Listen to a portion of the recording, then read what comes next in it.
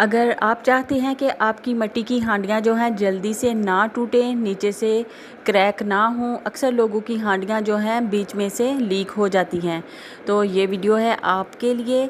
तो इसके लिए बहुत ही आसान सी टिप आपके साथ कर रही हूँ शेयर। आप मिट्टी के बर्तन जब भी लेकर आएँ, चाहे वो बर्तन छोटे हों या फिर बड़े हों, उन सारे बर्तनों को आपने ऑयल से ग्रीस कर लेना है। ऊपर नीचे से टिश्यू या फिर किसी ब्रश की हेल्प से आपने इनको ऑयल लगा लेना है। इससे ये बर्तन जो हैं मज़बूत होंगे।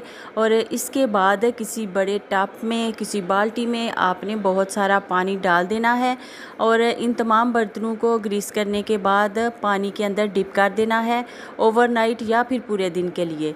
तो इसके बाद आपने बर्तन इस्तेमाल करने हैं। आपके बर्तन मज़बूत रहेंगे और काफ़ी देर तक ये बिल्कुल क्रैक नहीं होंगे, टूटेंगे नहीं। तो आई होप कि आज की ये वीडियो आपको लगी होगी बहुत ही